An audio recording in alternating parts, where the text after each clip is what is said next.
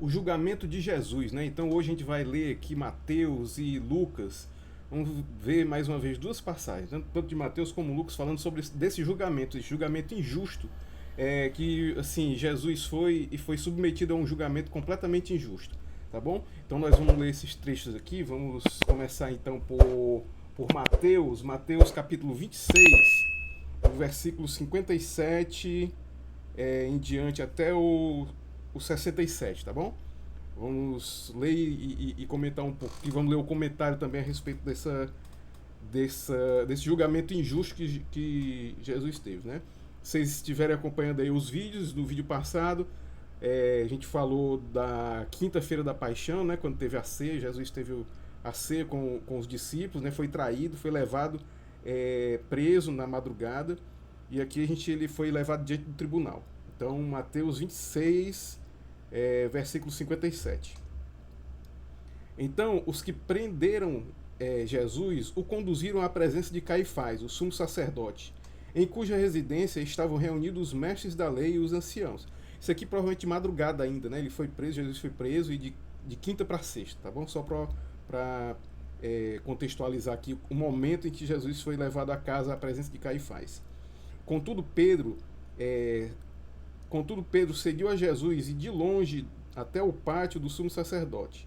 Entrou e sentou-se junto aos guardas para sondar qual seria o fim daquela ocorrência.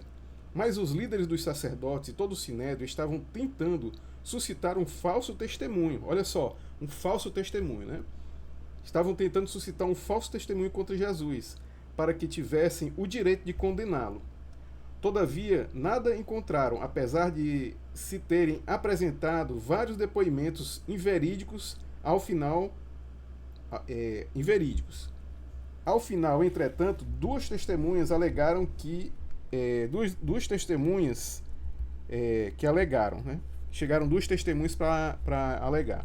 Vamos ver aqui um comentário dessa passagem aqui.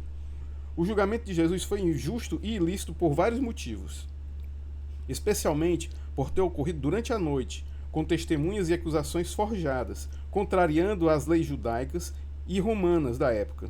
Jesus foi levado, primeiramente, para uma audiência perante Anás, ex-sumo sacerdote.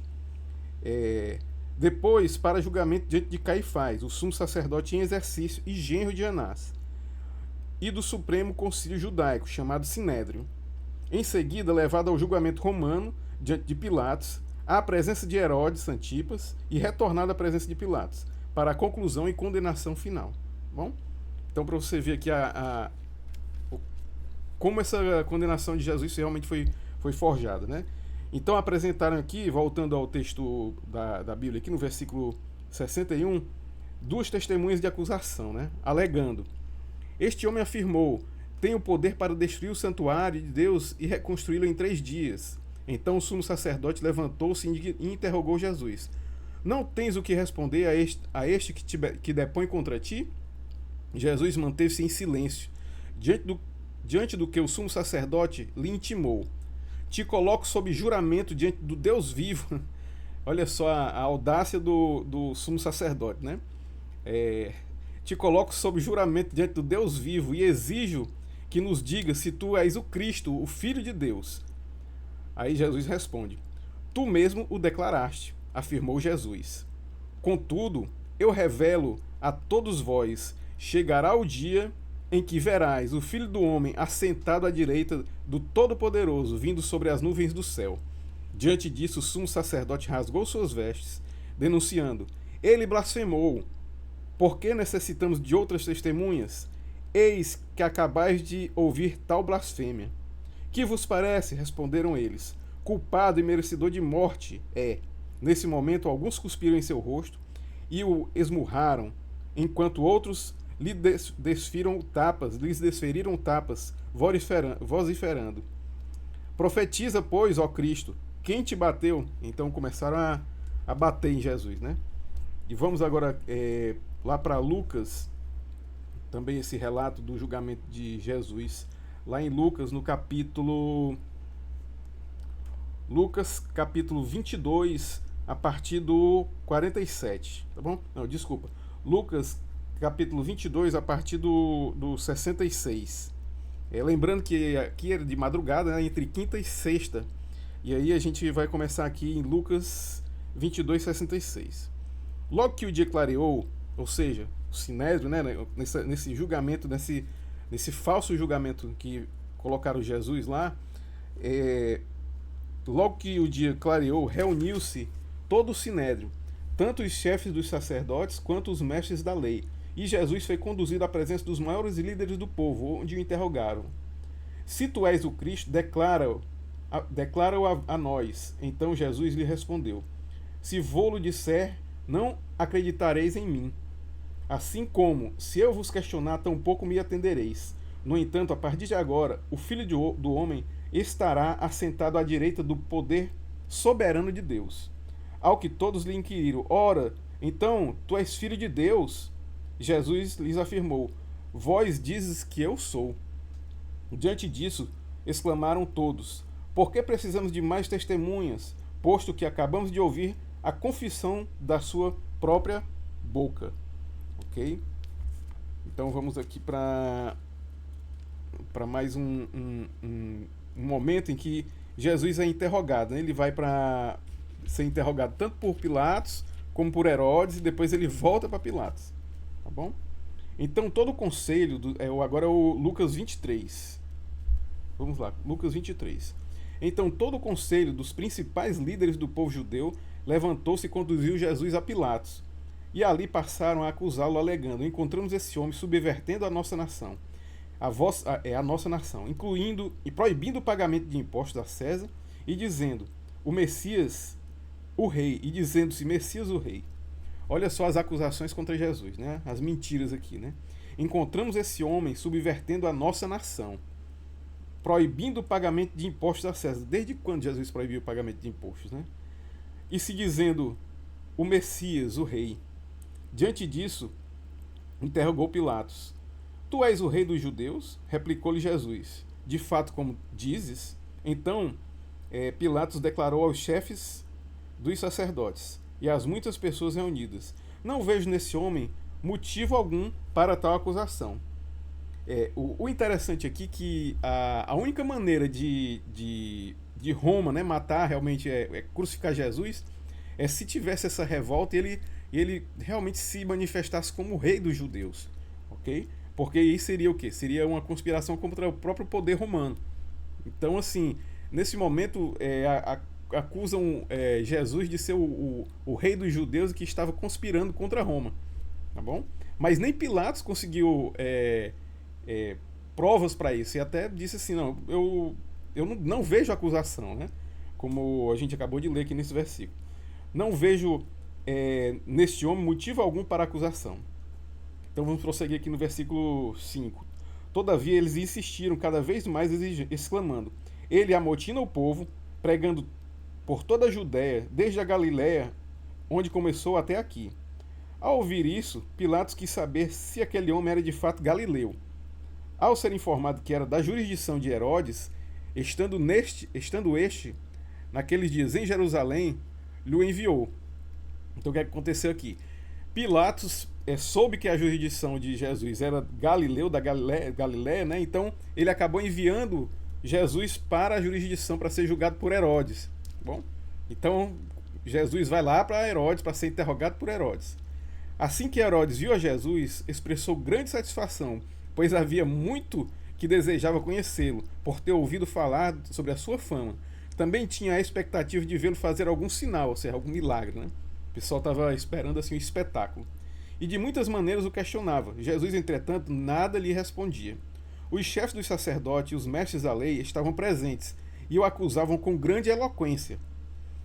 Porém, Herodes, assim como os seus soldados, acabaram por ridicularizar e zombar dele, obrigando-no a vestir-se como uma capa de aparente realeza, e o mandaram de volta para Pilatos. Ou seja, começaram aqui a blasfemar, a fazer hora com Jesus mesmo, né?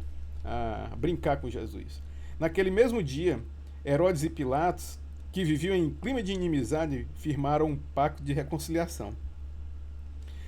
Um detalhezinho dessa palavra aqui é a reconciliação entre dois inimigos, né? Herodes e Pilatos, né? Então, mesmo nesse momento, Jesus que veio reconciliar a humanidade com Deus, né, que foi o religar, e a verdadeira religião é Jesus. E o verdadeiro Deus, né, o verdadeiro Deus que se fez homem para que através da sua morte e sacrifício pudesse religar o homem a Deus, ele acaba reconciliando também esses dois inimigos políticos, né, Herodes e Pilatos. Ok? É algo bem interessante para ser notado aqui nesse versículo 12 do capítulo 23 de Lucas. Então, continuando aqui. Pilatos interroga Jesus outra vez. Veja bem, o Sinédrio levou Jesus para Pilatos. Pilatos não encontrou culpa nenhuma, mandou para Herodes. Herodes também não encontrou culpa nenhuma, mandou de volta para Pilatos. Então vamos lá. Capítulo 13. Pilatos, convocando os chefes dos sacerdotes, todas as demais autoridades judaicas e o povo, respondeu-lhes: entregaste-me esse homem como amotinador do povo. Todavia, tendo interrogado na vossa presença, nada constatei contra ele, dos crimes que o acusais. Tampouco Herodes encontrou alguma fama nele, pois nulo mandou de volta, e não existe nada digno de morte realizado por ele. Portanto, após submetê-lo a açoites, libertai-o-ei. Portanto, após submetê-lo a açoites, libertá-lo-ei. Pilatos diz assim: eu vou dar uma pisa aqui, uns açoites em Jesus e depois vou libertá-lo. Pois, conforme a tradição, ele deveria libertar um detento judeu por ocasião da Páscoa. Então, Jesus seria esse que seria libertado por ocasião da Páscoa, né? Contudo, olha só os religiosos mais uma vez, né? Contudo, todo o povo gritou a uma voz: acaba com este e solta-nos Barrabás. Ora, Barrabás havia sido condenado e estava na prisão por causa de uma rebelião na cidade e por ter cometido um assassinato. Mas Pilatos desejava-lhe soltar a Jesus e voltou a argumentar com a multidão. Eles, entretanto, gritavam ainda mais: crucifica-o, crucifica-o. Então, pela terceira vez, declarou ao povo: que mal fez este homem? De fato, motivo algum encontrei contra ele para condená-lo à morte. Sendo assim, depois de açoitá-lo, soltá-lo-ei. Pilatos insiste, dizendo que vai soltar Jesus. Mas a multidão reivindicava insistentemente, aos brados, que ele fosse crucificado, e o clamor do povo prevaleceu. Assim Pilatos resolveu-lhe dar-lhes o que desejavam. Libertou o homem que havia sido lançado na prisão por causa da rebelião que causara e do homicídio que cometera, ou seja, Barrabás, né? Soltaram Barrabás, e entregou Jesus à vontade deles, né? Entregou Jesus à vontade do povo. E a partir daí do versículo 26, Jesus caminha para o Gólgota, né? E tem toda a via cruz, a crucificação. Eu sugiro que vocês... O vídeo já está com 13 minutos, aqui caberia um outro vídeo, bem mais detalhes. Então eu sugiro que vocês deem uma lida aí nesses capítulos, tanto em Lucas como em Mateus, em João também, a crucificação. Cada um deles vão ter os seus detalhes e as suas nuances específicas de cada evangelho, tá bom? Mas eu sugiro que vocês vão até o final aí da crucificação. E é isso, tá bom?